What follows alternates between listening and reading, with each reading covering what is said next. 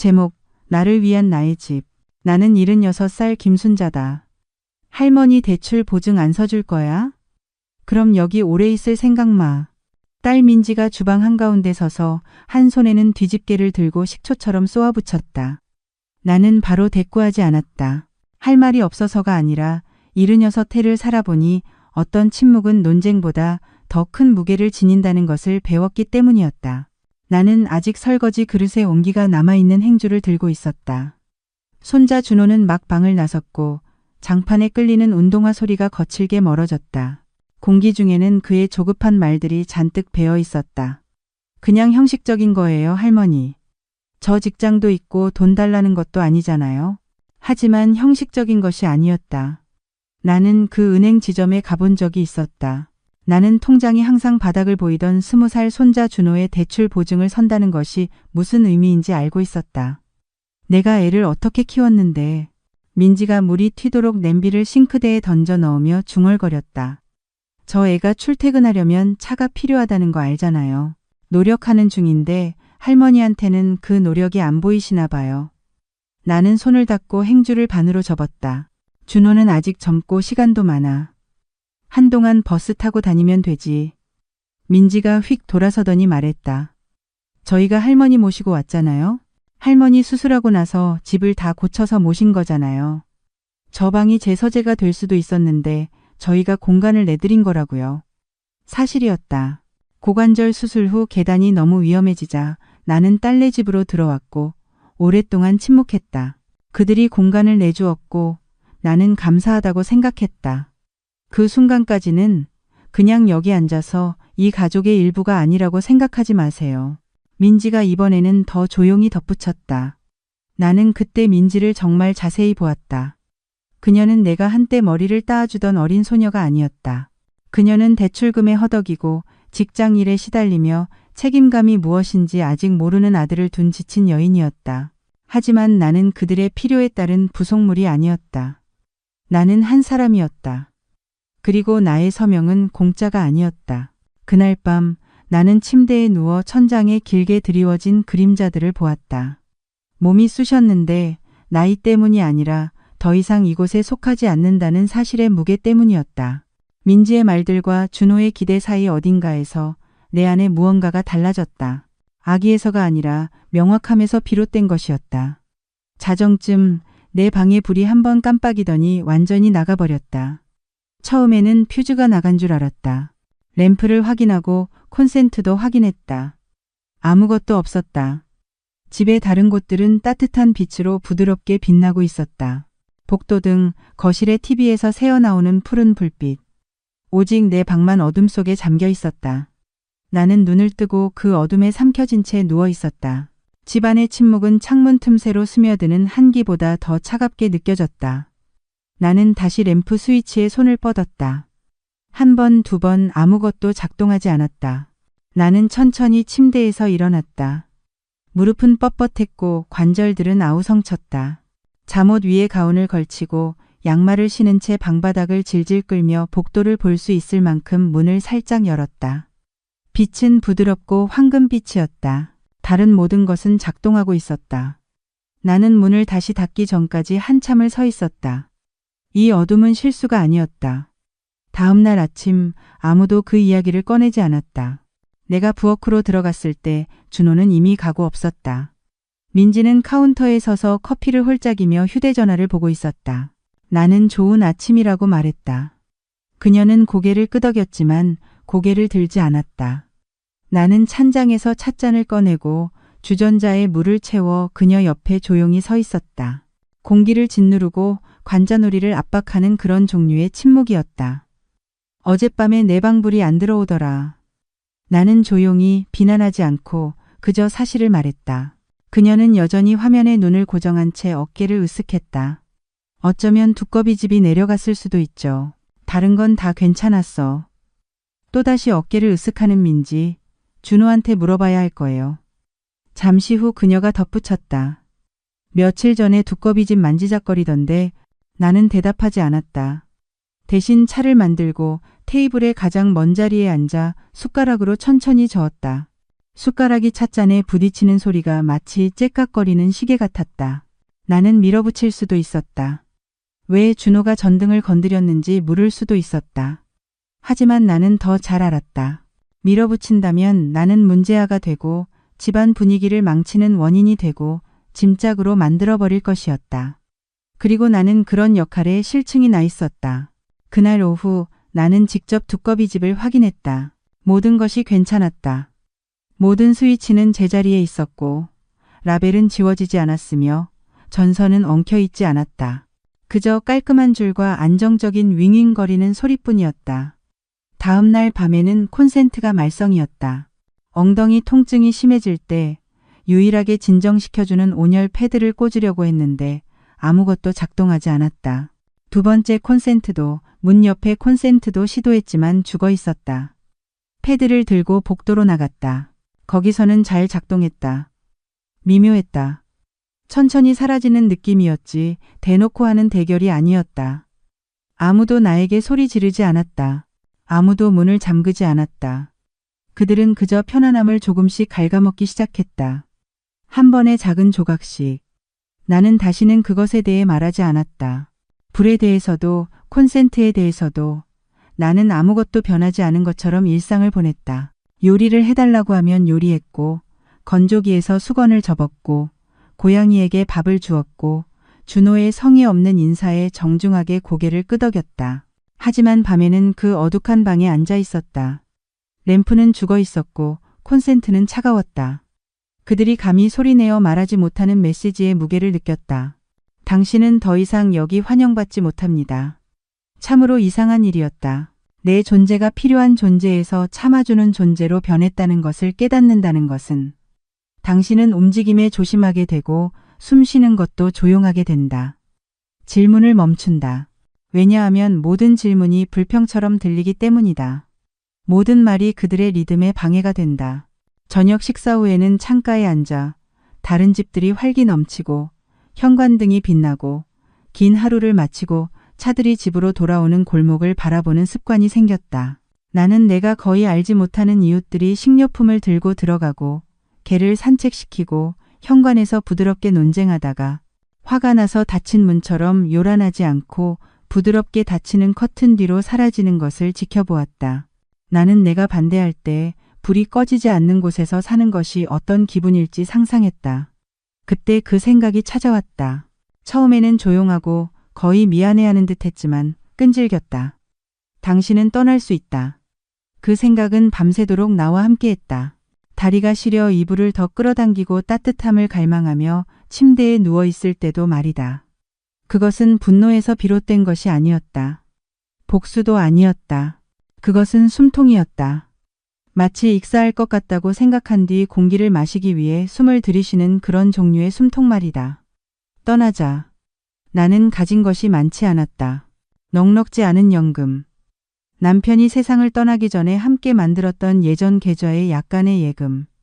하지만 작은 무엇인가 조용하고 나만의 것을 가질 만큼은 있었다. 그날 밤 몇 주 만에 처음으로 나는 잠이 들었다. 길게 깊이 잠들지는 못했지만 다른 사람의 발소리나 불이 꺼지는 소리에 깨어나지 않았다. 잠이 들었다. 그 생각이 뿌리를 내렸고 그것이 평화를 가져다 주었기 때문이었다. 내일은 은행에 전화할 것이다. 대출을 애원하거나 승인을 요청하기 위해서가 아니라 내 삶의 얼마나 많은 부분이 여전히 내가 결정할 수 있는 것인지 묻기 위해서. 은행원의 목소리는 상냥했지만 멀리서 들려왔다. 마치 나쁜 소식을 읽어주면서도 침착하게 들리도록 훈련된 사람 같았다. 네, 김순자 고객님. 고객님의 입출금 계좌는 여전히 활성화되어 있습니다. 현재 잔액을 확인해 드릴까요? 나는 손이 아플 정도로 무선 전화기를 꽉 쥔 채 손님방, 즉 내 방 침대 끝에 앉아 있었다. 나는 구석에 플러그 뽑힌 램프를 응시하며 속삭였다. 네, 부탁합니다. 그녀는 나에게 숫자를 알려주었다. 많은 돈은 아니었지만 나의 돈이었다. 나는 그녀에게 감사하고 전화를 끊었다. 손가락이 살짝 떨렸지만 두려움 때문이 아니라 가능성 때문이었다. 나중에 나는 민지와 함께 부엌 식탁에 앉았다. 민지는 노트북을 두드리며 한쪽 귀에 이어폰을 꽂고 있었다. 키보드 소리와 희미한 팟캐스트의 리듬이 우리 사이의 공기를 채웠다. 나는 그녀의 관심을 요구하지 않았다. 그저 기다렸다. 마침내 그녀가 한숨을 쉬고 이어폰을 빼며 고개를 들었다. 무슨 일 있어요? 나는 망설였다. 혹시 당신 아버님과 내가 만들었던 비상금 통장 기억하니? 그녀는 눈을 가늘게 떴다. 손대지 않을 거라고 하셨던 거요? 그래. 내가 그걸 쓸지도 몰라. 그녀의 손가락이 키보드 위에서 맴돌았다. 뭘 위해서요? 아직 결정하지 않았어. 나는 조용히 말했다. 차를 저으면서 하지만 이제는 계획을 세울 때가 된 것 같아. 그녀는 미간을 찌푸렸다. 엄마, 혹시 대출 때문에 그러세요? 아니야. 나는 그녀의 눈을 마주쳤다. 공간 문제야. 공간. 나는 더 이상 여기에 속해 있다는 느낌이 들지 않아. 무거운 침묵이 다시 찾아왔다. 과민 반응하시는 거예요. 그녀가 마침내 말했다. 우리 모두 힘든 한 달이었잖아요. 너무 모든 것을 개인적으로 받아들이시는 것 같아요. 나는 고개를 끄덕였다. 그럴지도 모르지. 하지만 나는 더 잘 알았다. 그 주 내내 깨지기 쉬운 예의가 이어졌다. 나는 세탁물을 개고 새 모이통을 채우고 혼자 지냈다. 준호는 나에게 전혀 말을 걸지 않았고 단 한 번 차키를 봤냐고 물었을 때 외에는 나는 못 봤다고 했다. 그는 중얼거리며 가버렸다. 나는 그냥 넘겼다. 금요일 아침 나는 세 블록 떨어진 도서관으로 걸어갔다. 창가 컴퓨터 코너에 앉아 리스트를 열었다. 원룸, 소형 아파트, 노인 복지 주택, 1,000만 원 미만이면 무엇이든. 내가 찾은 대부분은 너무 멀거나 너무 낡아서 믿을 수 없었다. 하지만 한 목록이 내 눈길을 사로잡았다. 작은 방 하나짜리 아파트, 작은 마당과 공동 텃밭이 있었다. 계단이 없고 관리비에 공과금이 포함되어 있었다. 나는 그것을 출력해서 조심스럽게 접어 신성한 것이라도 되는 양 지갑에 넣었다. 집으로 돌아와서 나는 플러그 뽑힌 램프 옆 침대 협탁 위에 종이를 놓았다. 그날 저녁, 내가 저녁 식사를 위해 양파를 썰고 있을 때 민지가 와인잔을 기울이며 주변을 맴돌았다.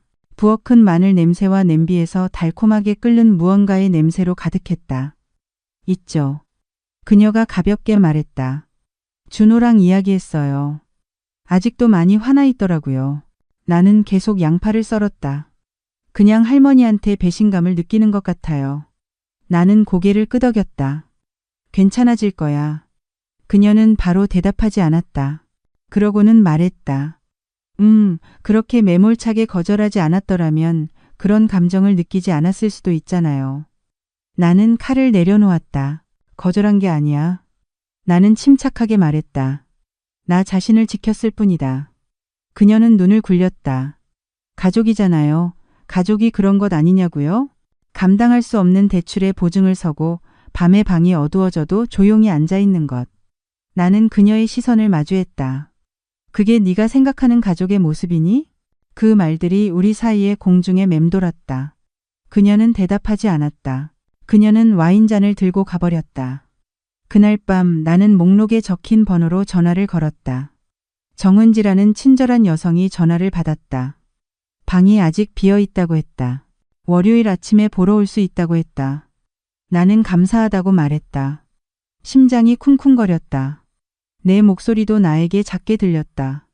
전화를 끊고 나는 방을 둘러보았다. 내 방. 내가 닦아놓은 서랍장. 여름 더위를 막기 위해 내가 직접 수선한 커튼. 그 어느 것도 나의 것이 아니었다. 필요 때문에 잠시 빌린 공간이었다. 이제 나는 다른 것이 필요했다. 민지가 줄 수 없는 것. 아무리 침대 시트가 깨끗하고 과일을 조심스럽게 잘라주어도 줄 수 없는 것. 평화. 월요일은 곧 올 것이고 나는 그 작은 집에 갈 것이다. 아직 그 집을 얻을지 알지 못했지만 그곳을 볼 필요가 있다는 것을 알았다.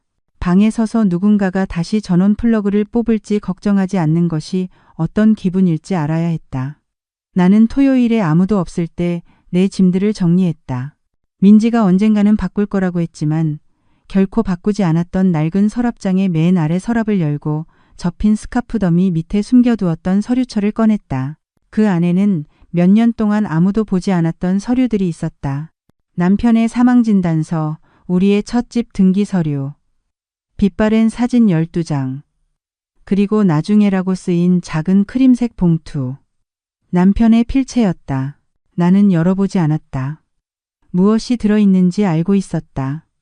그가 세상을 떠나기 전날 밤 병원 침대에서 쓴 마지막 쪽지였다. 한번 읽어보았고 그것은 나를 완전히 무너뜨렸다. 다시 읽을 필요는 없었다. 그저 한동안 그것을 들고 있을 필요가 있었다. 나는 서류철을 침대 위에 놓고 옷장으로 향했다. 가진 것이 많지 않았다. 몇 벌의 가디건, 2벌의 좋은 원피스, 슬리퍼, 소매가 달아해졌지만 차마 버릴 수 없었던 코트. 나는 마음속으로 물건들을 세어보며 상자가 몇 개나 필요할지 계산했다. 아마 4개, 많아야 5개. 내 삶을 옷감과 종이 한 뭉치로 쉽게 줄일 수 있다는 것이 이상했다. 이상했지만 어쩐지 자유로웠다.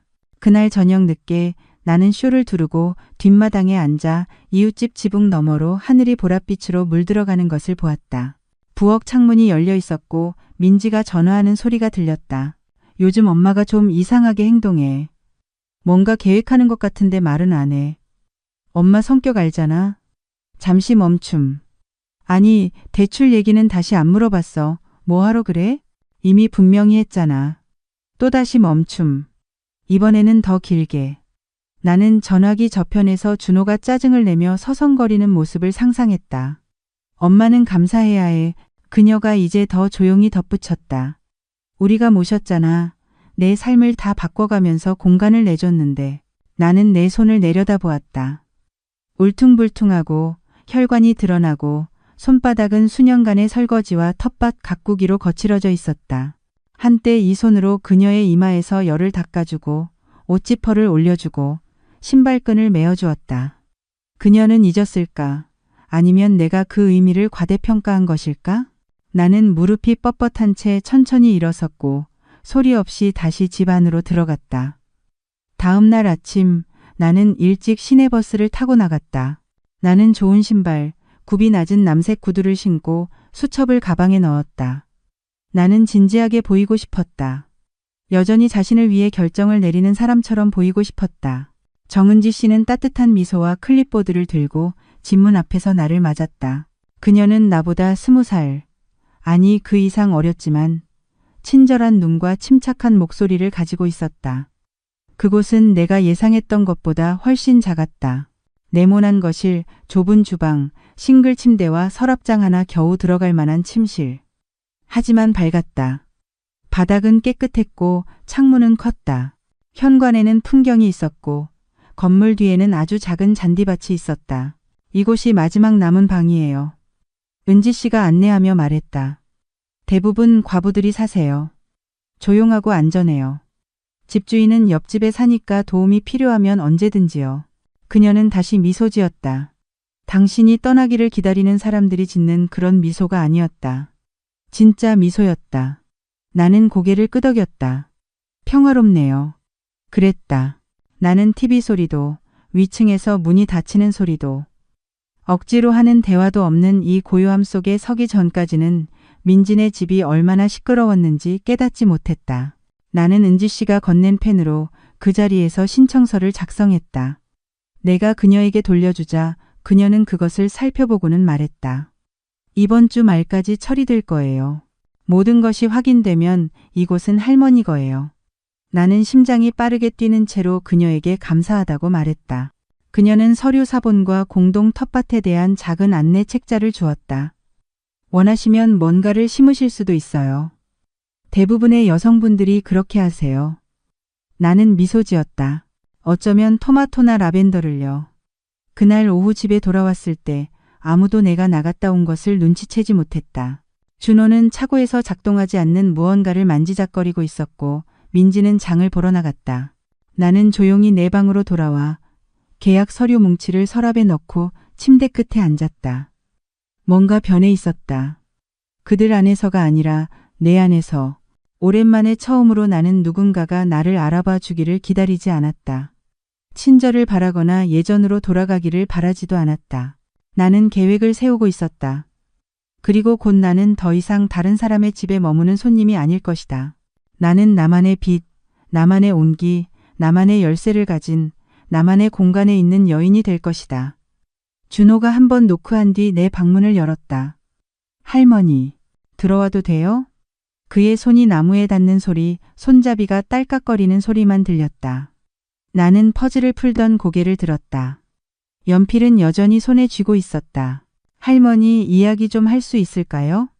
그는 이미 안으로 들어오며 물었다. 그의 향수 냄새가 너무 진했다. 아니면 내가 나이가 들면서 더 예민해진 것일 수도 있었다. 물론이지. 나는 퍼즐을 협탁에 놓으며 말했다. 그는 앉지 않았다. 그저 서랍장 근처에 서서 팔짱을 끼고 있었다. 마치 무언가를 지키는 듯 혹은 연설을 준비하는 듯 했다. 이해가 안 돼요. 그는 처음부터 날카로운 어조로 말을 시작했다. 그러니까 제가 할머니한테 돈을 달라고 한 것도 아니잖아요. 그냥 할머니 서명이 필요했을 뿐인데. 아시죠? 나는 고개를 끄덕였다. 알아. 근데도 거절하셨잖아요. 그래. 그는 쓴웃음을 지었다. 저를 못 믿으시는 거죠. 나는 네가 지금의 너라는 것을 믿어. 나는 침착하게 대답했다. 그리고 지금 너는 배우는 중이고 알아가는 중인 젊은 남자지. 그 말은 실수를 할 거라는 뜻이고 그건 괜찮아. 하지만 나는 네가 아직 준비되지 않았을지도 모르는 대출에 내가 가진 얼마 안 되는 것을 걸지 않을 거야. 그는 내가 다른 언어로 말한 것처럼 나를 보았다. 제가 무책임하다고 생각하시는 거네요. 나는 대답하지 않았다. 그럴 필요가 없었다. 준호는 머리를 쓸어 넘겼다. 할머니는 여기 공짜로 사시잖아요. 엄마가 요리하고 청소하고요. 나는 내 몫을 해. 내가 부드럽게 끼어들었다. 요리도 하고 청소도 해. 필요하면 아기도 봐주고. 내 식료품도 내가 사. 그리고 네가 나를 짐이라고 생각한다면 솔직히 말해.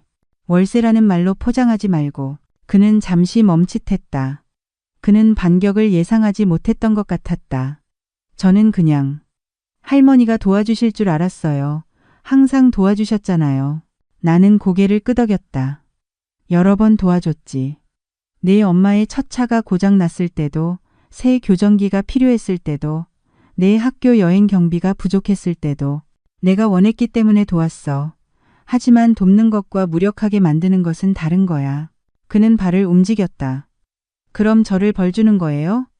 아니야, 준호. 나는 우리 둘 다를 보호하는 거야. 너는 감당하지 못할 수도 있는 빚으로부터, 나는 내가 가진 얼마 안 되는 독립성을 잃는 것으로부터. 그는 구석에 플러그 뽑힌 램프를 보더니 나를 보았다. 할머니가 뽑았어요? 아니. 나는 조용히 말했다. 그는 시선을 돌렸다. 침묵이 흘렀다. 그러더니 더 부드럽게 물었다. 그럼 이제 어떻게 되는 거예요? 나는 그의 눈을 마주쳤다. 이제 우리는 계속 가는 거야. 너는 내 선택을 하고 나는 내 선택을 해. 하지만 너는 나를 죄책감으로 몰아 보증을 서게 할 수 없어. 가족이라는 이름으로도 과거라는 이름으로도. 그는 대답하지 않고 그저 천천히 고개를 끄덕이더니 필요 이상으로 세게 문을 닫고 방을 나섰다. 나는 그 후 한참을 앉아 있었다. 연필을 든 손, 반쯤 풀린 십자 말풀이. 쉽지 않았다. 태어난 날부터 사랑했던 사람에게 아니오라고 말하는 것은 당신의 일부를 깎아낸다. 하지만 동시에 무언가를 돌려주기도 한다. 수년간의 예로 인해 침식되었던 당신의 일부를. 그날 밤 민지는 저녁 식사 내내 나에게 말을 걸지 않았다. 말없이 버터를 건네고 눈을 마주치지 않았다. 준호는 아예 내려오지 않았다. 나는 내 접시를 치우고 헹궈서 부엌을 깨끗하게 정리했다. 내 방에서는 상자 하나를 쌌다. 시험 삼아 하나만. 내 사진 앨범, 결혼 반지가 들어있는 작은 보석함, 남편의 쪽지, 라일락 향이 희미하게 나는 스카프. 나는 테이프로 봉하고 침대 밑으로 밀어 넣었다. 기분이 좋았다. 단단했다. 마치 문이 열리는 것 같았고 내가 그 열쇠를 쥐고 있는 것 같았다. 화요일 아침 나는 다시 은행에 전화했다. 이번에는 본점이 아니라 몇 년 전 남편이 돌아가셨을 때, 그리고 수술 후 민지와 별도의 계좌를 개설해야 했을 때 이야기했던 지점장 박혜연 씨를 찾았다. 그녀는 나를 기억했다. 김순자 고객님. 그녀가 따뜻하게 말했다. 무엇을 도와드릴까요?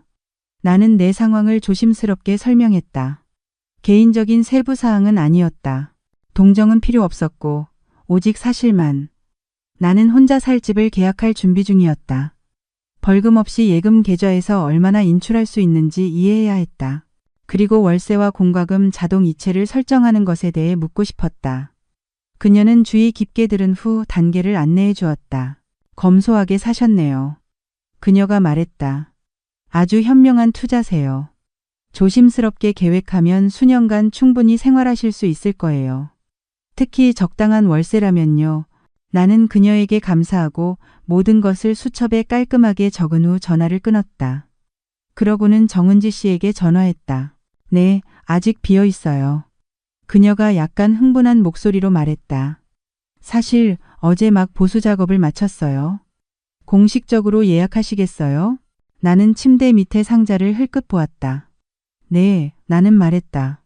예약해 주세요. 정말 좋아요. 이번 주 금요일에 보증금과 첫 달 월세를 가져오시면 돼요. 열쇠 준비해 둘게요. 전화를 끊고 나는 거울에 비친 내 모습을 한참 동안 응시했다. 내 눈이 얼마나 피곤해 보이는지 깨닫지 못했다. 나이 때문만이 아니라 억누르고 있었기 때문이었다. 나를 환영하는 척하면서도 조용히 가장자리로 밀어내던 집에서 눈치를 보며 살았기 때문이었다. 나는 빗으로 머리를 빗고 운동화로 갈아 신고 말 한마디 없이 집을 나섰다. 세 블록 떨어진 모퉁이 커피숍으로 걸어가 몇 년 동안 마시지 않았던 것을 주문했다.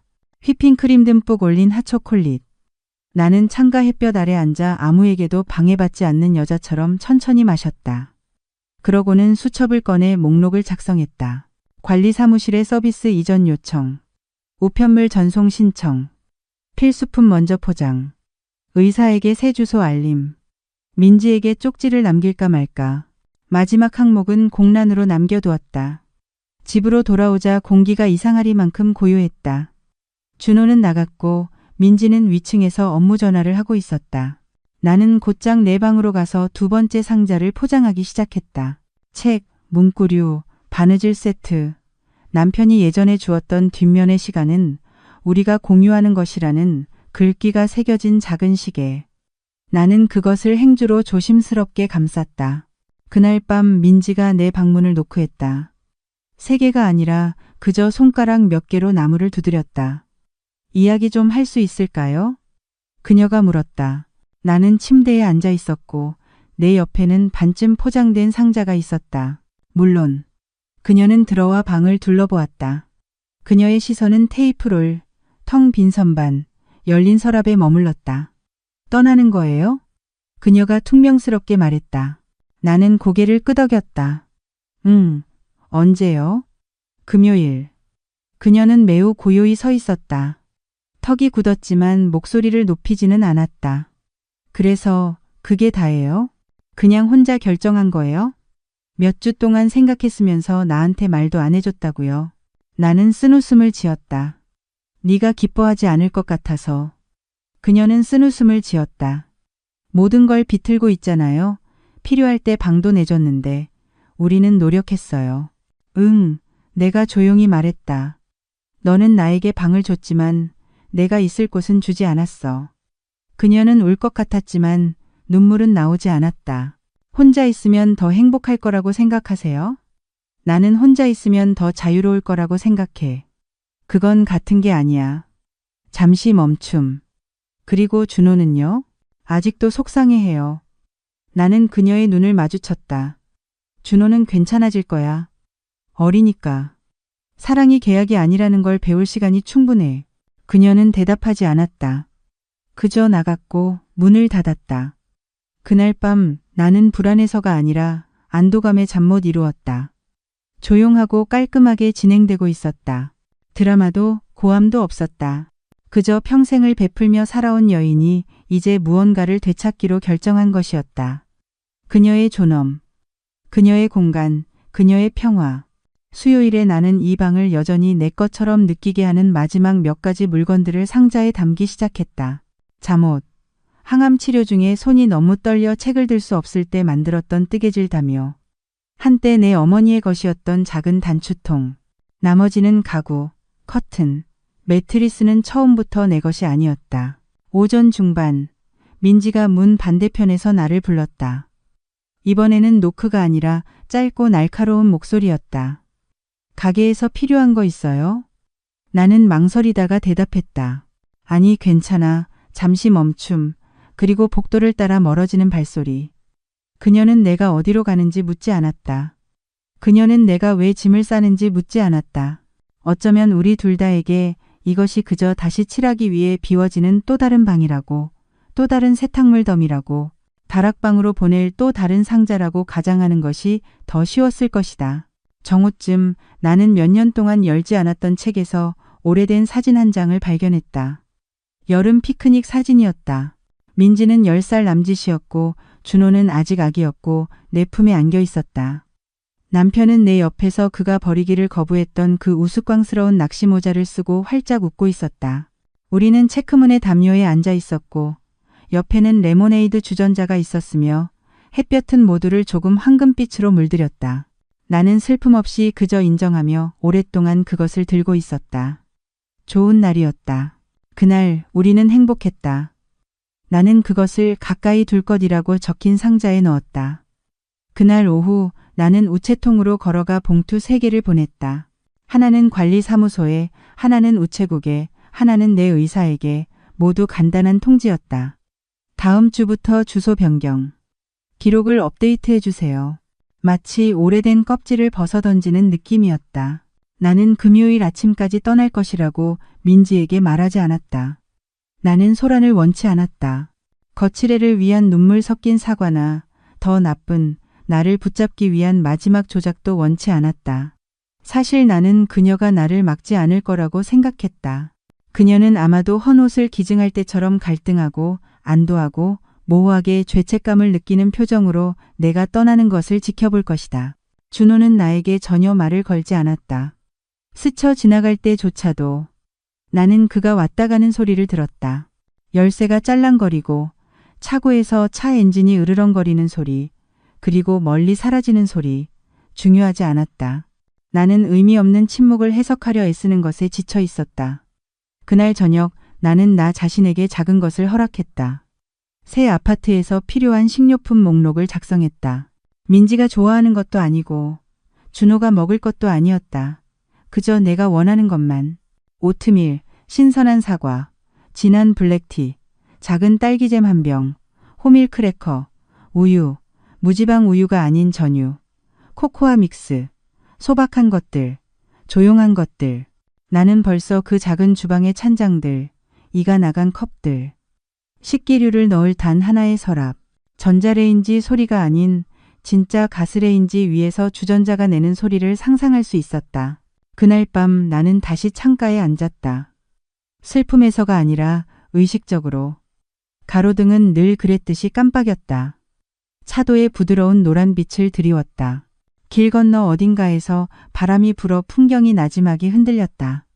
그리고 오랜만에 처음으로 나는 무언가를 기다리고 있다는 느낌이 들지 않았다. 변화도 사과도 예전 민지가 다시 나타나는 것도 준호가 이해하는 것도 아니었다. 나는 그저 앉아 있었다. 그리고 그것만으로 충분했다. 이틀 밤만 더. 그러면 마지막 아침이 올 것이고 그와 함께 내 이름이 적힌 계약서, 평화로 열리는 문고리를 잡는 내 손이 있을 것이다. 아파트에서는 새 페인트 냄새와 레몬 향 세제 냄새가 났다. 조용했다. 다른 사람 집의 뒷방에서 느껴지는 조용함이 아니었다. 발소리가 머리 위에서 벽이 누구의 것인지 상기시키는 그런 종류의 조용함이 아니라 진정한 고요함이었다. 가장 작은 방에서도 여전히 넓게 느껴졌다. 은지 씨는 미소 지으며 열쇠를 건네주며 말했다. 축하합니다, 김순자 고객님. 집에 오신 것을 환영합니다. 나는 잠시 열쇠를 손바닥에 쥐고 있었다. 차갑고 낯설었다. 그러고는 손가락으로 감싸 쥐고 고개를 끄덕였다. 감사합니다. 나는 말했다. 내 것이라고 느껴지는 것이 정말 오랜만이에요. 그녀는 내가 조급함이 아니라 조심스럽게 싼 천 몇 개의 상자를 옮기는 것을 도왔다.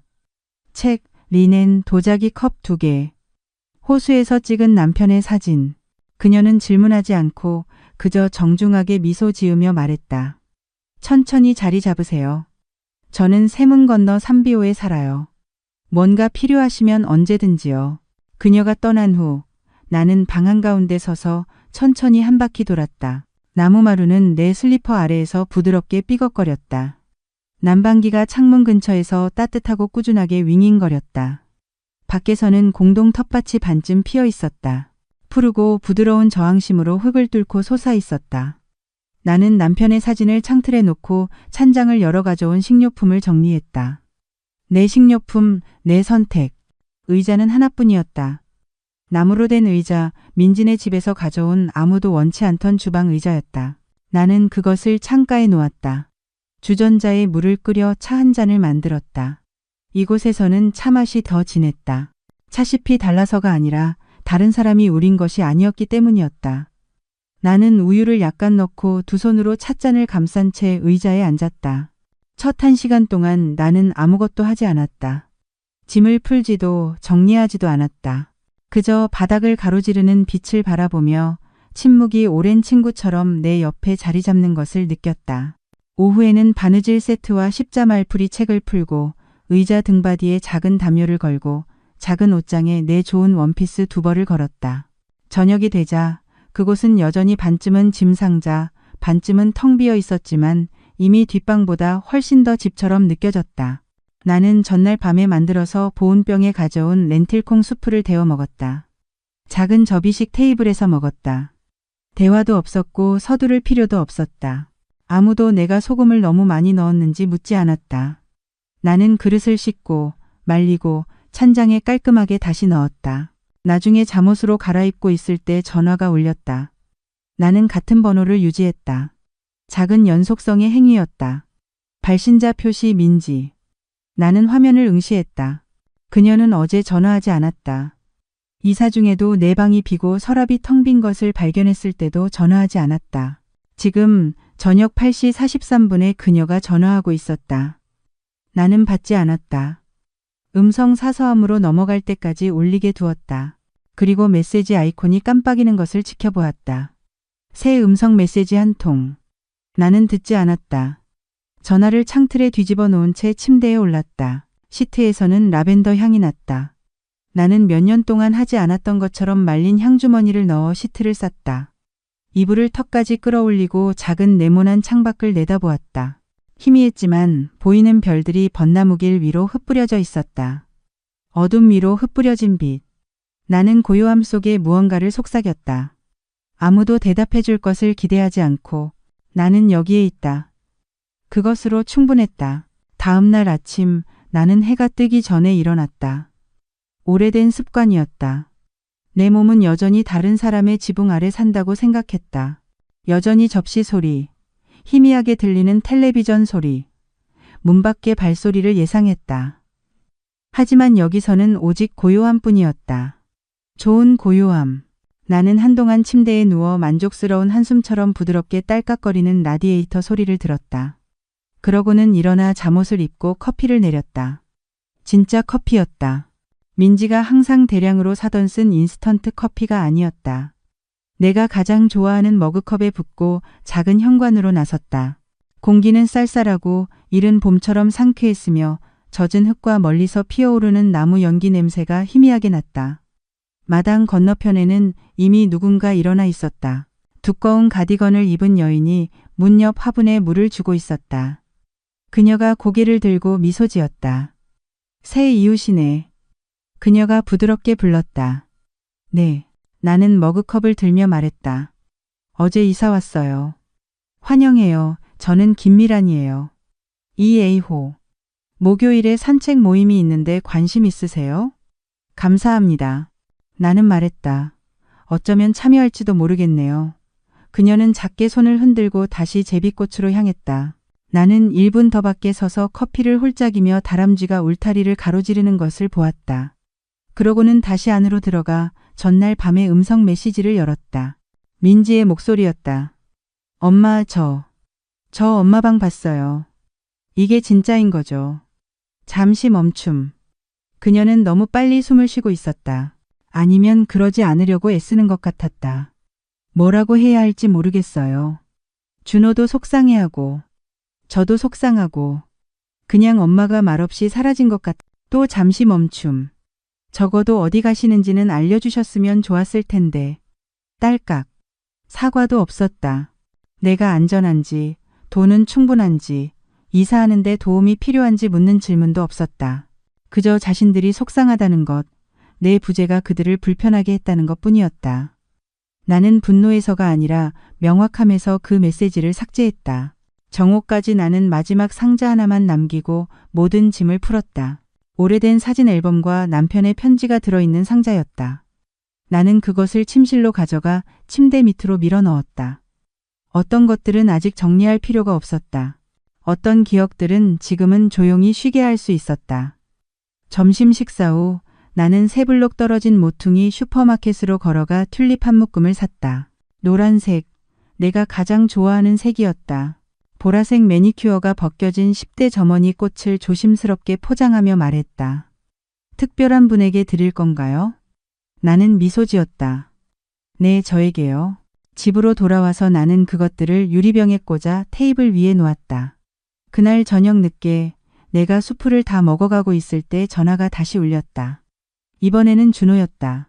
나는 화면이 깜빡이는 것을 보았다. 5번, 6번. 그러더니 멈췄다. 나는 음성 메시지를 확인하지 않았다. 그럴 필요가 없었다. 무엇이 나올지 알았다. 대신 나는 무릎에 아프간 담요를 덮고 가져온 작은 라디오를 켰다.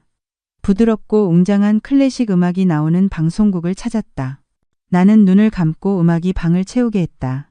그리고 몇 년 만에 처음으로 나는 누구에게도 설명을 빚지고 있다는 느낌이 들지 않았다. 더 이상 아무도 내 침묵 속으로 들어와 그것을 자신들의 것으로 주장할 수 없었다. 아무도 내 생각 속의 공간이나 서명한 줄, 혹은 유배처럼 느껴지는 집에서의 내 존재를 요구할 수 없었다. 이 공간은 나의 것이었다. 고요함, 따뜻함, 램프 쪽으로 구부러지는 작은 노란 튤립들. 내일 무엇이 올지 알지 못했다. 다음 차 한 잔을 넘어선 계획은 없었다. 하지만 오늘 밤 나에게는 필요한 모든 것이 있었다. 새 아파트에서의 첫날 밤은 천천히 내쉬는 숨 같았다. 둘째 날은 고요함 같았다. 하지만 셋째 날은 도착 같았다. 그날 아침 나는 혼자 먹을 팬케이크를 만들었다. 진짜 버터를 쓰고 사과를 썰고 라디오에서 오래되고 달콤한 노래가 나오는 것을 들었다. 나는 진정으로 속하지 않았던 가족의 제잘거림을 그리워하지 않았다.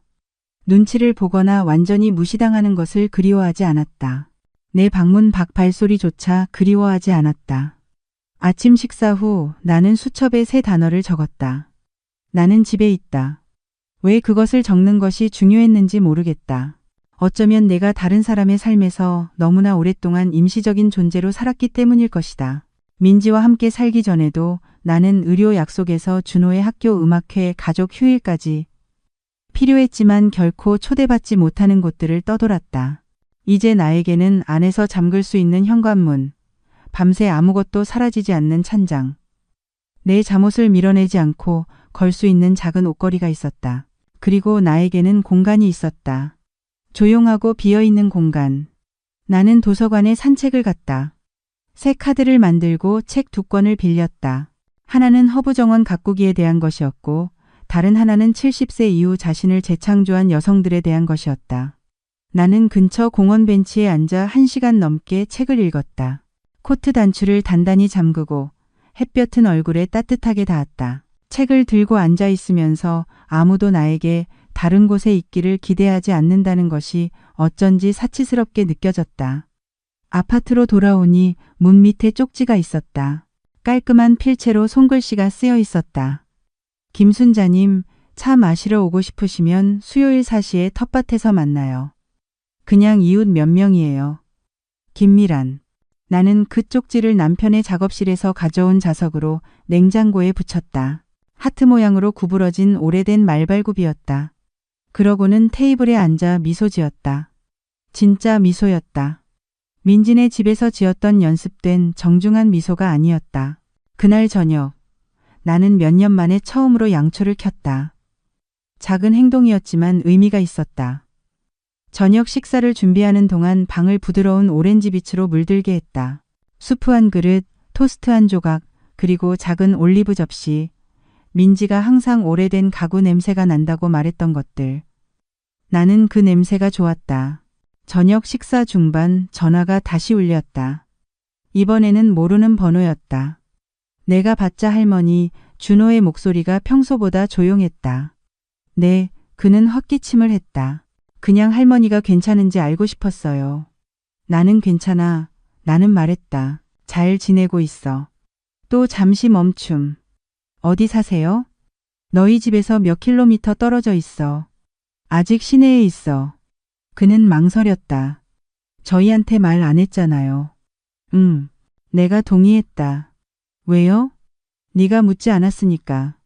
내가 부드럽게 말했다. 정말로 묻지 않았어. 너는 화가 나 있었고, 내가 아니오라고 말했으니까. 내가 어디로 갈지는 관심 없었고, 내가 떠났다는 사실에만 관심 있었잖아. 그는 대답하지 않았다. 널 벌주려고 하는 말이 아니야. 내가 덧붙였다. 그냥 네가 이해하도록. 때로는 사람들이 분노해서가 아니라 필요 때문에 떠나기도 해. 할머니가 저를 그렇게 느끼게 하려고 한 게 아니잖아요. 네가 나를 그렇게 느끼게 한 게 아니야, 준호. 나는 몇 년 동안 그렇게 느껴왔어. 이제야 행동으로 옮겼을 뿐이지. 다시 침묵. 그럼 만나러 가도 돼요? 아직은 아니야. 나는 말했다. 곧 어쩌면 하지만 아직은 아니야. 알겠어요. 그의 목소리가 너무 작아 나는 눈을 감아야 했다. 너에게 화난 거 아니야. 나는 말했다. 하지만 지금은 내가 여기 있어야 해. 내가 나여야 해. 알겠어요, 할머니. 그가 전화를 끊은 후 나는 식탁에 오랫동안 앉아 있었다. 수프는 식었고 양초는 낮게 깜빡였다. 나는 울지 않았다. 상처받았다고 느끼지 않았다. 완전하다고 느꼈다. 어쩌면 수십 년 만에 처음으로. 삐걱거리는 서랍과 이가 나간 카운터 타일이 있는 이 작은 아파트는 내가 나 자신으로 돌아오는 곳이 되었다. 침묵이 벌이 아니었고 내가 원하는 만큼 불이 켜져 있었으며 다음에 무엇이 오든 나는 결코 다시는 내 평화로 향하는 문이 다른 사람의 기분에 의해 좌우되는 집에서 살지 않을 것이다. 목요일 아침. 나는 변호사 사무실로 갔다. 강혜원 변호사는 60이 넘은 억센 여성으로 회색 머리를 따아 올리고 모든 것을 꿰뚫어보는 눈을 가지고 있었다. 남편이 돌아가신 후부터 나의 일을 처리해 주었다. 그녀는 내가 유산을 정리하고 유언장을 수정하고 읽고 싶지 않았던 서류 작업을 처리하는 것을 도와주었다. 내가 그녀의 사무실로 들어서자 그녀는 책상에서 고개를 들고 천천히 만족스러운 표정으로 고개를 끄덕였다. 언제쯤 오실까 했어요. 몇 가지 변경할 것이 있어서요. 나는 그녀 맞은편 의자에 앉으며 말했다. 이사했어요. 그녀는 손을 포겠다. 어젯밤 민지 씨가 메시지를 남겼더군요. 걱정하는 것 같았어요. 놀란 것이 더 크지 걱정하는 것은 아닐 거예요. 강 변호사가 눈썹을 치켜떴다. 그리고 어머니 계좌가 아직 어머니 이름으로 되어 있는지 묻더군요. 그건 역시 나를 놀라게 하지 않았다. 재정 지침을 검토하고 유언장을 수정하고 싶어요. 나는 침착하게 말했다. 강 변호사가 작게 미소 지었다. 그럼 시작해 볼까요? 다음 1시간 동안 우리는 서류들을 검토했다. 나는 민지를 주요 수혜자에서 제외했다. 복수심 때문이 아니라 현실 때문이었다. 우리 둘 다 그녀가 내 예금을 유산이 아닌 자원처럼 취급할 것이라는 것을 알고 있었다. 대신 나는 40세 이상으로 학업으로 돌아가는 젊은 여성들을 위한 지역 장학재단을 지정했다. 교육은 한때 잠시 내 삶을 바꾸어 놓았었다. 아버지를 돌보기 위해 학업을 중단하기 전까지. 나는 다른 누군가가 두 번째 기회를 얻기를 원했다. 나는 또한 준호를 위한 소에게 생활비를 신탁으로 남겼지만 명확한 조건이 있었다. 그것은 준호가 25살이 되어 어떤 형태의 직업훈련이든 기술학교든 무엇이든 이수해야만 시작될 것이었다. 그것은 벌이 아니었다. 그것은 구조였다. 내가 더 이상 할 수 없을 때 그에게 도움이 되기를 바라는 무언가였다. 마지막으로 나는 나의 소박한 소지품들, 보석, 책, 손으로 만든 이불들을 폭력 가정에서 벗어난 여성들을 위한 지역 쉼터에 기부해달라고 요청했다. 우리가 끝냈을 때 강 변호사는 새로 인쇄된 사본을 책상 위로 밀어주었다. 여전히 확신하세요? 그녀가 물었다. 나는 망설임 없이 서명했다. 완전히요. 그녀는 다시 앉아 손을 포개었다. 더 가벼워 보이시네요, 김순자님. 더 행복해 보여요. 그렇습니다. 그녀의 사무실을 나서면서 나는 모퉁이 꽃집을 지나며 수선화 한 송이를 골랐다. 다시 노란색, 시작의 색깔이었다. 나는 그것을 한 손에 들고 집으로 가져와 남편의 사진 옆 창틀의 작은 병에 꽂았다. 그것은 빛 속에서 바로 거기에 있었다. 그날 저녁 나는 파스타를 만들고 특별한 날을 위해 아껴두었던 레드와인 한 병을 열었다. 나는 조용히 허공에 건배했다. 자유를 위해, 명확함을 위해, 늦었지만 여전히 의미 있는 결정들을 위해. 식사를 막 마치고 있을 때 전화가 울렸다. 다시 민지였다. 나는 받지 않았지만 이번에는 메시지를 들었다. 엄마, 뭐라고 해야 할지 모르겠어요. 그냥 떠나버렸네요. 준호는 혼란스러워하고 저는 존중하려고 하는데 제가 뭘 잘못했는지 이해가 안 가요. 사과는 없었다. 그저 자기 연민으로 뒤섞인 혼란뿐이었다. 그녀는 아직 그것을 볼 준비가 되지 않았다. 아직은, 어쩌면 영원히. 그리고 그것은 괜찮았다. 나는 그녀가 나를 이해하도록 이 삶을 사는 것이 아니었다. 나는 나만의 삶이 필요하다는 것을 오랫동안 가장했기 때문에 이 삶을 사는 것이었다.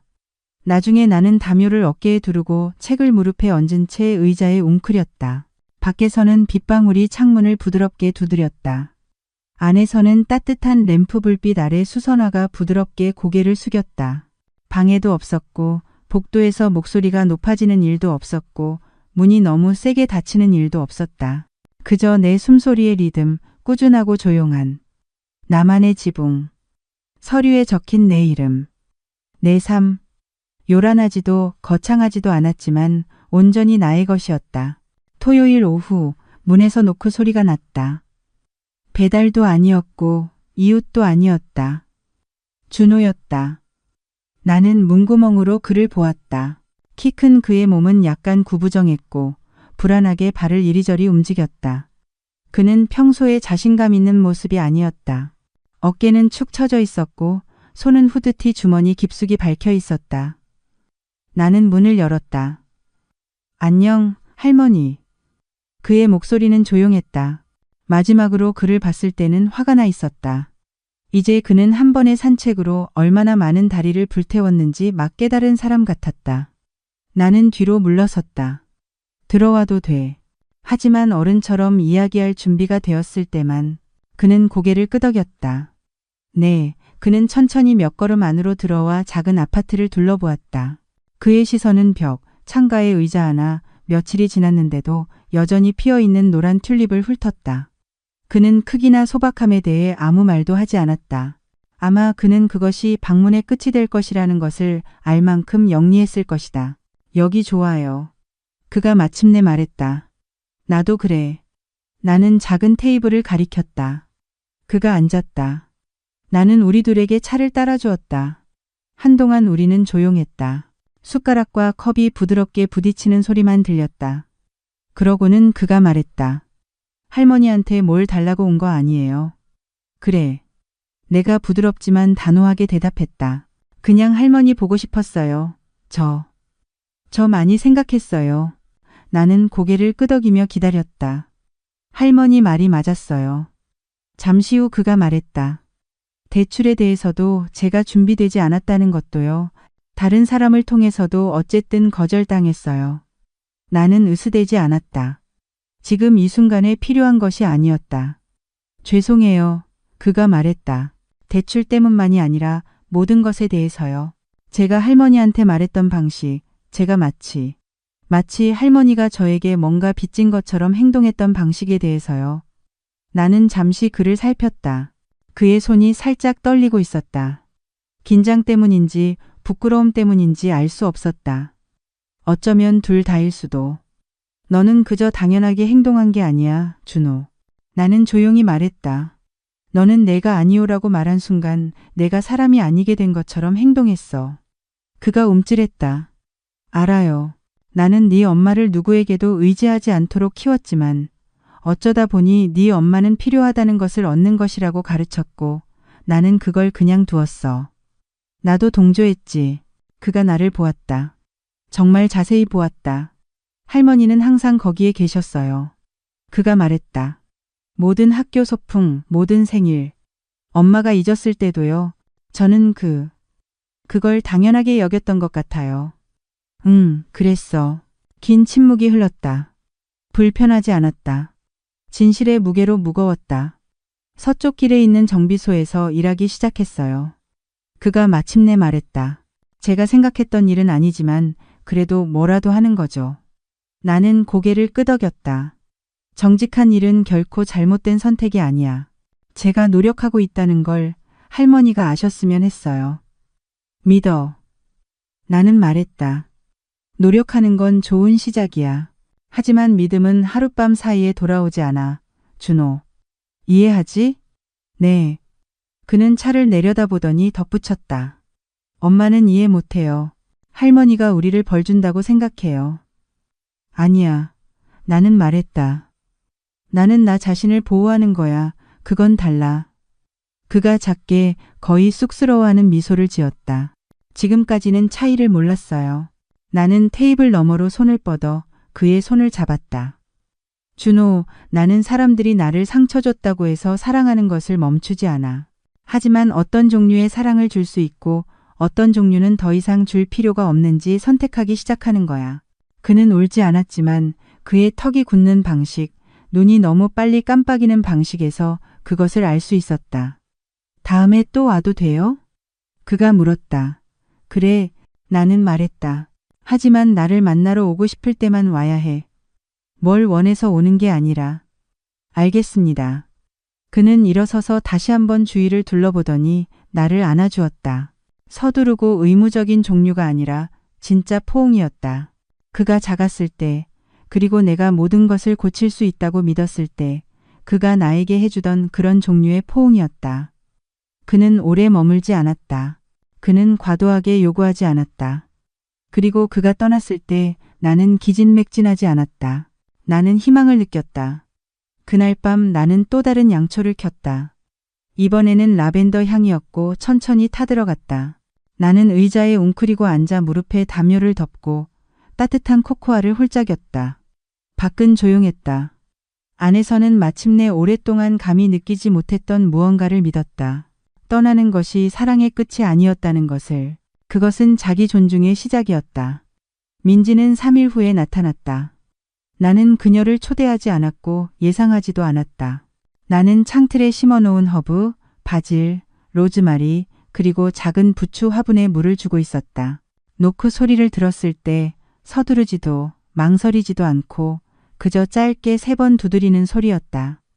나는 문구멍으로 보았다.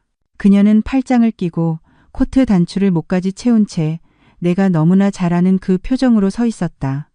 나는 문을 반쯤 열었다. 민지, 안녕하세요, 엄마. 그녀는 웃지 않았다. 들어와도 돼요? 나는 천천히 뒤로 물러서서 그녀가 들어오게 했다. 그녀는 마치 예약하지 않은 호텔 방을 둘러보는 사람처럼 내 작은 아파트 한가운데 서 있었다. 적대적이지는 않았지만 편안해 보이지도 않았다. 생각보다 작네요. 그녀가 말했다. 충분해, 내가 대답했다. 그녀는 돌아서서 나를 보았다. 왜 저한테 말 안 했어요? 나는 네가 듣지 않기로 선택한 수백 가지 조용한 방식으로 말했어. 그녀는 아주 미세하게 움찔했다. 준호가 들렀다고 하던데요. 응, 그랬어. 그녀는 고개를 끄덕이고 천천히 방을 돌며 손가락으로 테이블 가장자리와 의자 등받이를 스치듯 지나갔다. 그녀는 창가 남편의 사진 앞에서 멈춰 섰다. 정말로 떠나실 줄은 몰랐어요. 그녀가 조용히 말했다. 엄마가 화가 났지만 진정될 거라고 생각했어요. 나는 화나지 않았어. 민지. 나는 끝났어. 그녀는 나를 보았고 잠시 동안 나는 그녀가 예전에 어떤 어린 소녀였는지 보았다. 천둥이 칠 때 내 옆 침대로 기어들어오던 아이. 무릎이 까져서 울다가 내가 반창고에 입을 맞추자 울음을 멈추던 아이. 엄마는 저를 강하게 키웠잖아요. 그녀가 말했다. 하지만 때로는 제가 그걸 냉정하다고 오해한 것 같아요. 내가 말했다. 그랬어. 그녀는 후회처럼 무거운 것을 지탱하도록 만들어지지 않은 것처럼 천천히 의자에 앉았다. 엄마가 이사 왔을 때 어떻게 도와야 할지 몰랐어요. 그녀가 말했다. 제 공간을 잃지 않으면서 엄마를 위한 공간을 어떻게 만들어야 할지 몰랐어요. 나는 네게 아무것도 잃으라고 요구하지 않았어. 내가 부드럽게 말했다. 그저 숨 쉴 공간만 달라고 했을 뿐이야. 그녀는 자신의 손을 내려다보았다. 제가 돕고 있다고 생각했어요. 스스로에게 그렇게 말했죠. 하지만 저는 그것에 대해 불만을 품기 시작했어요. 준호가 할머니한테 절대 해서는 안 될 방식으로 말하게 내버려뒀고 저는 할머니가 우리에게 빚졌다고 믿게 뒀어요. 나는 수년을 주었어. 내가 말했다. 내 시간, 내 돈, 내 인내. 하지만 내가 주는 것을 멈추는 순간 문은 닫히기 시작했지. 알아요. 그녀가 속삭였다. 그리고 엄마가 떠나기 전까지는 제가 그걸 보지 못했다는 게 너무 싫어요. 우리는 한동안 침묵 속에 앉아 있었다. 난방기가 딸깍거리며 조용함 속에서 부드러운 윙윙거리는 소리를 냈다. 엄마 보고 돌아와 달라고 하러 온 거 아니에요. 그녀가 말했다. 이제는 잘 알아요. 나는 고개를 끄덕였다. 그냥 죄송하다고 말하고 싶었어요. 극적인 사과는 아니었다. 눈물도 애원도 없었다. 그저 그녀가 너무나 오랫동안 찾지 못했던 5단어였다. 그 사과 받아들일게. 나는 말했다. 하지만 돌아가지 않을 거야. 그 집은 오래전에 내 것이 아니게 됐어.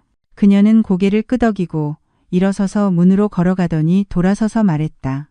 여기서부터 다시 시작할 수 있을까요? 나는 그녀를 보았다. 이제 나처럼 나이가 든 내가 키웠던 아이가 아니었다. 몇 달 전 부엌에 있던 차가운 여인도 아니었다. 그저 딸이 어쩌면 처음으로 방어 없이 말하려고 애쓰는 모습이었다. 무언가를 시작할 수는 있어. 내가 말했다. 하지만 다시 시작하는 건 아니야. 이건 예전으로 돌아가는 게 아니야. 이건 앞으로 나아가는 거야. 그녀의 어깨가 살짝 내려갔다. 입술의 선이 부드러워졌다. 알겠어요? 그녀가 말했다. 그녀는 손잡이를 잡더니 멈칫했다. 필요한 거 있으세요? 아니. 나는 말했다. 하지만 물어봐줘서 고마워. 그녀는 문을 열고 복도로 나섰고 문을 부드럽게 닫았다. 쾅 소리도 반쯤 열린 채로도 아니었다. 그냥 닫혔다. 그리고 그 자리에 다시 고요함이 찾아왔다. 비어있지 않은 종류의 고요함. 공간을 만들어주는 종류의 고요함이었다. 계절은 별다른 의식 없이 바뀌었다. 봄은 초여름으로 접어들었다. 뒷마당의 텃밭은 내가 이름을 알 수 없는 더 많은 색깔들로 살아났다. 김미란 씨는 라일락 가지를 잘라와 주었고 우리는 그것을 내 창문 바로 아래 심었다.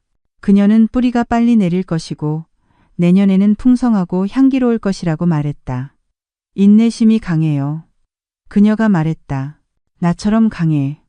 나는 생각했지만 소리내어 말하지는 않았다. 나는 수요일 차 모임에 참여했다. 처음에는 우리 넷이었다. 모두 여성이고 모두 60대 이상이었으며 모두 서두르지 않고 이야기하는 이야기들을 가지고 있었다. 우리는 책에 대해, 이웃에 대해, 엉덩이와 무릎의 통증에 대해, 오래전에 잊혀진 레시피에 대해 이야기했다. 하지만 그 모든 것 밑에는 조용한 종류의 자매가 있었다. 설명이 필요 없는 종류의. 아무도 내가 왜 이사 왔는지 묻지 않았다. 그들은 그저 테이블에 자리를 만들어주고 설탕 그릇을 건네주었다. 그 외에는 혼자 지냈다. 책을 더 많이 읽고 요리하고 일주일에 한 번 시장에 가서 내가 원하는 것만 샀다. 더 이상은 아니었다. 나는 심지어 남편과 내가 피크닉에 가져가곤 했던 것과 똑같은 손잡이 달린 작은 라디오도 샀다. 어느 일요일 오후 나는 현관에서 라디오를 틀고 빌리 홀리데이가 스피커를 통해 났고 느리게 노래하는 동안 울타리 사이를 오가는 새들을 바라보았다. 그날 나는 울음을 터뜨렸다. 날카롭게 숨을 들이마시는 슬픔도 분노도 아니었다. 그저 너무 오랫동안 짊어져 왔던 모든 것에 대한 길고 조용한 울음이었다. 보이지 않는 채로 필요한 존재였던 세월. 침묵 속에서 사랑했던 세월. 다음 친절이 언제 올지 궁금해하며 어두워진 방에 앉아있던 세월. 나는 그것을 견뎌냈기 때문에 울었다. 그리고 이제 나에게는 이것이 있었다. 완벽함도 끝없는 기쁨도 아니었지만 공간, 존엄, 내가 원할 때 계속 켜져 있는 빛. 민지는 가끔 전화했다. 자주가 아니라 그냥 적당히. 대화는 조심스러웠지만 나아졌다. 그녀는 내가 언제 방문할지 묻지 않았다. 과거를 꺼내지도 않았다. 그녀는 한 번 나에게 말했다. 준호가 엄마 보고 온 후로 변했어요. 제 시간에 나타나기 시작하고 자기 이름으로 된 중고차도 샀어요. 나는 별말하지 않고 그저 고개를 끄덕이며 기쁘다고 말했다. 정말 기뻤으니까. 그리고 준호는 나에게 편지를 썼다. 절반으로 접힌 짧은 쪽지가 평범한 봉투에 담겨 있었다. 할머니께 저는 할머니를 만날 때마다 카드 긁기 전에 은행 잔액을 확인해요. 아니오라는 말이 미래를 구할 수도 있다는 것을 가르쳐 주셔서 감사해요. 사랑하는 준호가. 나는 그 편지를 남편의 오래된 쪽지가 있는 서랍에 보관했다. 다른 종류의 사랑, 둘 다 얻은 사랑이었다. 아파트는 이제 더 많이 살아있는 느낌이 들었다. 내 책들이 선반을 채웠다. 부추는 화분을 점령했다. 수선화는 시들었고 그 자리에 말린 라벤더가 담긴 작은 흙접시가 놓였다. 나는 많은 것이 필요하지 않았다. 어느 오후 세탁물을 개고 있을 때 나는 오래전 그날 밤 내 방불이 나갔던 일을 떠올렸다. 나는 두려움보다는 무감각한 채 어둠 속에 누워 있었다. 그리고 미소 지었다. 쓴웃음이 아니라 명확함에서 나온 미소였다. 왜냐하면 그 불이 나간 것이 아무리 잔인했어도 모든 것을 보여주었기 때문이었다. 그 집에서 내가 가진 힘이 얼마나 적었는지, 그리고 마침내 그 집 밖으로 나왔을 때 내가 여전히 얼마나 많은 것을 가지고 있었는지 나는 거창한 결말이 필요 없었다. 사과하며 내 발 앞에 쓰러지는 손자도 필요 없었다. 죄책감으로 변모한 딸도 필요 없었다. 나는 그저 내 예가 의미 있는 곳이 필요했다. 그리고 내 아니오가 내 머리 위 지붕을 잃게 하지 않는 곳이 필요했다. 그리고 이제 나는 그것을 가졌다. 지난주 나는 창밖의 풍경을 걸었다. 그저 소박한 것. 5개의 속이 빈 튜브와 가운데 나무 하트. 바람이 적당히 불지 않으면 소리가 많이 나지 않는다. 하지만 소리가 나면 부드럽게 노래한다. 마치 부드러운 무언가가 자신의 목소리를 기억하는 것처럼 이곳이 나에게 그런 곳이었다. 은둔처도 도피처도 아닌 기억의 장소였다. 나는 다른 사람의 삶에서 배경인물이 아닌 임시 대역도 의무도 아닌 온전한 한 사람으로 보이는 것이 어떤 기분인지 기억했다. 그저 사랑이 빛처럼 보이기 시작할 때, 그리고 침묵이 유배처럼 느껴지기 시작할 때를 알 만큼 오래 살아온 한 여인일 뿐이었다. 민지와 내가 다시 가까워지지 못할 수도 있다는 사실과 나는 화해했다. 예전처럼은 아닐 것이다. 하지만 우리는 이제 조심스럽게 우리 사이의 지뢰가 더 적은 채로 이야기한다. 그녀는 가끔 사진을 보낸다. 일하는 준호. 현관에서 잠든 고양이. 올해 내 도움 없이 그녀가 심은 텃밭. 그들은 나 없이 사는 법을 배우고 있다. 그리고 나도 배우고 있다. 나는 더 이상 필요 없다는 이유만으로 사라져야 할 존재가 아니었다. 어젯밤 김미란 씨가 저녁 식사에 초대했다. 그녀는 수프를 만들었고 우리는 그녀의 뒷마당 테라스에 앉아 하늘이 황혼으로 부드럽게 물들어가는 것을 보았다. 그녀가 한 말이 내 마음에 오래 남았다. 아시죠? 그녀가 말했다. 우리 나이의 많은 여성들은 이미 이야기를 다 살았고 이제부터는 그저 기다리는 일만 남았다고 생각해요. 하지만 저는 이 부분, 자신을 선택하는 이 부분이 최고의 장이 될 거라고 생각해요. 나는 고개를 끄덕였다. 그것이 사실이라는 것을 알았기 때문이었다. 나는 다른 사람들의 필요 속에서 너무 오랫동안 살아서 허락을 구하지 않고 삶을 건설하는 것이 무엇을 의미하는지 잊어버렸었다. 이제 매일 아침 나는 창문을 연다. 허브에 물을 준다. 조용히 책을 읽는다. 내 목록에 따라 내 음식을 산다. 그리고 내가 동의하지 않을 때 아무도 불을 끄지 않는다. 그리고 바람이 불어와 풍경이 흔들릴 때 나는 이것이 내 것임을 기억한다. 이 시간, 이 공간, 이 평화. 당신이 이 글을 읽고 있고 당신의 삶 속에서 무언가가 느린 지우개처럼 느껴진다면, 당신의 존재가 환영받기보다 참아지고 있다면, 당신의 침묵이 동의로 오해되고 있다면 당신은 다시 시작하기에 너무 늦지 않았다는 것을, 존엄을 지키기에 너무 늦지 않았다는 것을, 충분해라고 말하는 것이 이기적인 것이 아니라는 것을 알아주었으면 한다. 그리고 당신의 아니오가 배신이라고 느껴지게 만들었다면 이것을 기억하라. 당신의 평화는 사치가 아니다. 그것은 당신의 권리다. 그리고 그것을 주장하기에 결코 늦지 않았다. 이 이야기가 당신에게 감동을 주었다면 어딘가에 공유해달라. 또 다른 여성이 아직 늦지 않았다는 말을 들을 필요가 있다.